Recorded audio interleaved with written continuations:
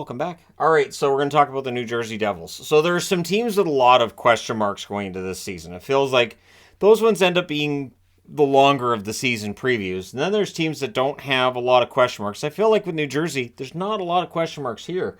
This is a team that finished 52, 22, and 8. They finally take that jump. They ended up third overall. They were only 1 point back of the Carolina Hurricanes. And of course, number one overall was Boston. Now, Boston's going to fall off a little bit this year, you would think. Carolina, are they that much better than New Jersey? Will New Jersey get better and pass Carolina? I think the argument can be made. New Jersey's going to be one of the best teams in the league and could very well be one of the front runners for the President's Trophy. I know how reviled that trophy might be by some, but hey, New Jersey's going to be in the hunt, I think. So their goal scoring was very good this year, 3.52 goals per game. Their goals allowed, not too bad, 2.71 per game. So they'll probably want to bring the goals against down at least a little bit, but for New Jersey, it was a very good season. This was an electrifying, fun team to watch throughout the regular season and into the playoffs as well. And their special teams were quite good. So their power play, a little bit above league average at 21.9%. Their penalty kill, 82.6%. So those are good numbers, right? They're not hurting you on the penalty kill. They're not hurting you on the power play. And 5-on-5, they're very good. So not a lot of weaknesses there. And it's something to be said for this team that over a 12-month period, they've completely reinvented their standing in the league. And this is why it can be very tough to make predictions. Last year's predictions for the Devils, mine and the Channels, both had them finishing outside the playoffs. That was not the case. The 49-point improvement, absolutely insane. They made the playoffs. They won a round this year as well. What they're aiming for is a Stanley Cup. The last Stanley Cup this franchise has is from 2003, so that's 20 years ago now. So it'll be 21 years between cups if they get it this year, and they could. They're one of those contenders that absolutely you can make an argument for them being a Stanley Cup champ. Now, their cap space, they have some, but keep in mind there's a lot of good young players here that are going to need to get paid. So the $1,919,167, that's fine. They could be a broker for another trade at some point during this season, right? We've seen those three-way trades where a team takes on cap space so that two teams can make a trade. New Jersey could be in that position this year. We shall see. And I'm saying could because we're still over a month out from the start of the regular season. Maybe their cap situation's a little bit different when the regular season rolls around. If Tom Fitzgerald wants to make a change, and I don't know that he necessarily does. I would think he probably doesn't, but we'll see. Jack Hughes took that next step this year and is ready to become the first 100-point producer in the New Jersey Devils history. 78 games played, 43 goals, 56 assists, 90 points. Yes, he can hit 50 goals. Yes, he can hit 110 points if he tries. The effort is fantastic. His talent, his speed, everything has come together. And I'm still old enough to remember when he was being written off as a bust. As I'm sure a lot of people will remember, he was being written off early in his career. Do not write off number one picks early in their careers. Nico Hischier, another number one pick that took him a while. Injuries held Hischier back at points too. But this past season, he really took that next step as well. 81 games, 31 goals, 49 assists, 80 points. He's the team captain, a big part of their identity on and off the ice. And then the third H at the top of this board, so your Triple H combination, Dougie Hamilton, 82 games, 22 goals, 52 assists, 74 points. Arguably the best season Hamilton's ever had. He's playing some great hockey. He is worth every cent of his contract this past season. He'll be looking to keep that up this season coming up. I don't know if he gets 74 points, but if he gets like 68 or more, I think people will be pretty happy with that. I could see a drop off a little bit with a defenseman coming into the team's full-time roster this year. Maybe he'll eat up some minutes. We shall see, and we'll talk about him soon enough. Jesper Bratt, 82 games, 32 goals, 41 assists, 73 points. Bratt got off to a great start to the season. Yeah, I mean, things quieted down after that, but he's still an excellent player in his own right and right around that point per game mark. So we'll see if Bratt can get to that point per game mark and stay above it throughout this coming season. And Dawson Mercer, a young player I like quite a bit, 82 games, 27 goals, 29 assists, 56 points. And it feels like we've just started to scratch the surface with Mercer as well. Then there's the goaltending. Vanacek, of course, the starter through most of the season, played 52 games, a record of 33, 11, and 4, 911 save percentage. Good goaltending, not great. And that's the thing. You don't always have to have great goaltending to win. We know this. We saw this in this year's playoffs too. You just have to have competent, good goaltending. And Vanacek gives them that, but I think there's a goaltender that might best him this year. Now, Blackwood's not going to be the guy. Blackwood, of course, exits. He goes to San Jose, played 22 games this past season. Decent record at 10-6-2, 893 save percentage. So Blackwood's career sidelined by health and also with injuries and everything else that goes along with it. So for Blackwood, he gets that fresh start in San Jose. We'll see how he does. But Akira Schmid likely slides in as the other goaltender in that battery. 19 games, 9-5-2 record, 922 save percentage, and Schmid was pretty darn good in the playoffs as well. So there's a question mark there, and we'll come back to that before this video is done. But Schmid and Vanacek likely to be your starter and backup in New Jersey. You guys can let me know how confident you are in that tandem in the comments section below, of course. Then in the hits department, McLeod. McLeod had 127 hits for this team this past season. Pretty solid player, was a free agent for all of 5 minutes. Never talked to another team. He was clearly coming back to New Jersey.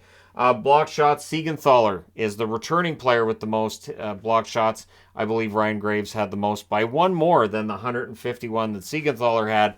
But of course, Graves has moved on to Pittsburgh. Posts, so which player was unlikely? That'd be Jesper Bratt. 10 posts for him this season. So if he hits half of those, he gets that much closer to 40 goals. There's a 40-goal season there for Brad, I would think, at some point, but we'll find out soon enough. So when we get into the discussion of the next one, I think Luke Hughes is the next star player for the New Jersey Devils. I don't see any reason why he won't be. Everything about his game looks suited to the NHL, and his points totals will likely be in the region of the same area as Quinn's eventually, I would think. Maybe a few less points, maybe better in his own zone at some point too. We'll see. It's always great with defensemen to see how they develop at the National Hockey League level. The fantasy sleeper, I'm picking Akira Schmid. I don't know how popular he's going to be in the fantasy leagues, but I do think with Schmid, there's a good reason to think that people may pick Vanacek, but I think Schmid's going to get his share of the starts and maybe ends up being the starter as well. MVP, Jack Hughes is the MVP. How far this team goes, what this team does, Jack Hughes is going to have a huge say in that. It's not all Jack Hughes. This is a good, deep team, but definitely the way he's playing is going to decide things, for the most part, for the New Jersey Devils' fortunes this season. The schedule's not bad for them.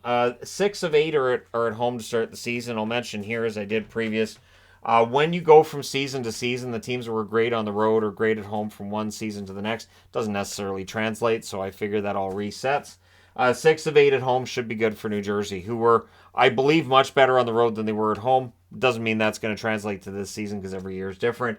And so if they get off to a good start, get the fans really into it, the excitement should be really high.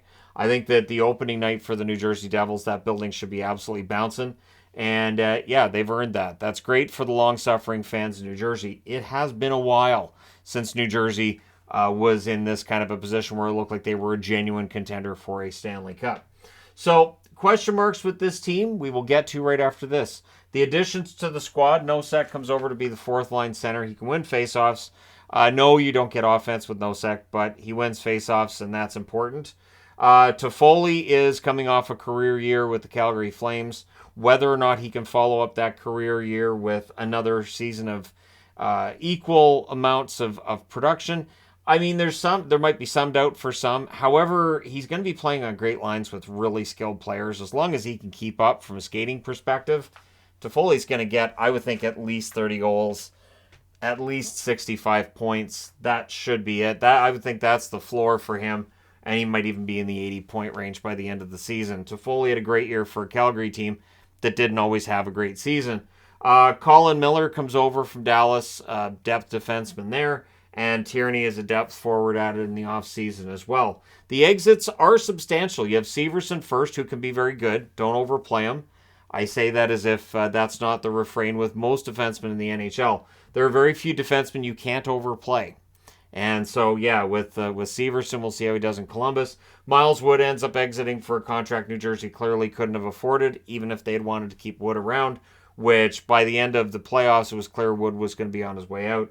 Boquist ends up going to the Boston Bruins. We'll see how that goes, as Boston and New Jersey have a healthy pipeline between the two franchises. Graves, of course, exits to go to I believe Pittsburgh's beloved by New Jersey fans, right? No? Okay. But at any rate, Graves is out. We'll see how the defense reacts to that, how adding Hughes in there, how that changes chemistry with pairings. Great. Blackwood, as mentioned before, has exited. He's gone to the San Jose Sharks. Tatar's still out there as a free agent with that 1.9 million left.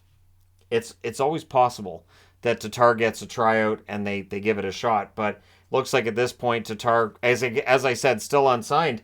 Does he get signed at all, or does he just not get a job this year? Sharon Govich, of course, was involved in the trade for Toffoli. Calgary had to get something back. They get back a player who I like, Sharon Govich. I think he provides a little bit of everything. Good Swiss Army knife type player, and a 17-goal season in recent history shows he can put the puck in the net as well. So, but I do think that's a trade that benefits the New Jersey Devils overall, and we'll see how it goes. So, Toffoli coming off that career year, also he's in a contract season. So what's interesting is he's an unrestricted free agent next summer. He's coming off of a great year. If he can follow that up with another great year in New Jersey, he can really raise his price. The asking price for free agents next summer, I think, is going to be quite steep. And so Toffoli can goose those numbers just a little bit with a tremendous season with a New Jersey team that should benefit his game. And then you've got the question with Timo Meier. So Meier came over. He played well. He just wasn't getting the puck luck, especially in the playoffs. So how many goals does Meier score? He could be in the 30 to 35 goal range, keeping in mind there's only one puck at any one given time in a game. There's only so many chances to go around. So odds are one of the offensive dynamos in New Jersey may find himself squeezed out. But this is going to be a really strong top six up front. They should be very entertaining. I do wonder with Lindy Ruff. So if this team gets off to a slow start, will that reflect on Lindy? Will we start hearing fans being upset with Lindy Ruff? Or did this past season silence those doubters for at least this coming season? Lindy Ruff had a really strong season. It's amazing how a team being better on the ice suddenly makes a coach better. But yeah, Lindy Ruff, I think, has earned himself at least the rest of this coming season, even if they do get a slow start. But I'd be interested to know, would fans very quickly turn against the coach, keeping in mind as sports fans will very clearly lean towards criticizing coaching faster than all their players. And then there's the question, too, and I mentioned this earlier, I'll throw it in again here. Vanacek may very well be the starter in October. Will he be the starter in April? Or Schmid the starter the whole way through? And then there's Nico Dawes. There's always the chance Nico Dawes comes in and makes things more complicated. He's a decent young goaltender in his own right. So we shall see. This is going to be a very fun team to watch. I am looking forward to seeing what they're able to do this season after a tremendous breakthrough season in 2022-2023. So what do you expect from the New Jersey Devils? Let me know in the comment section below if you agree with the 73% that see them as first or second. Do you agree with the 21% of the channel that see them as third or fourth? Or the 6% that for some reason voted them 5th, 6th, 7th, or 8th? 3% for 5th or 6th, 3% for 7th or 8th. I'm going to say straight out, they're not going to be 7th or 8th in the division. I just don't see that happening. But you're always going to have those voters that go, yep, don't like the New Jersey Devils, 7th or 8th. That's just going to happen. But let me know your thoughts. And for NJD versus everybody, people, how do you feel about the fact that 73% of the vote seems to be not against New Jersey? It might feel kind of weird after all these years of the New Jersey Devils versus everybody. Let me know your thoughts. Thank you guys so much for all your support. I will talk to you again soon.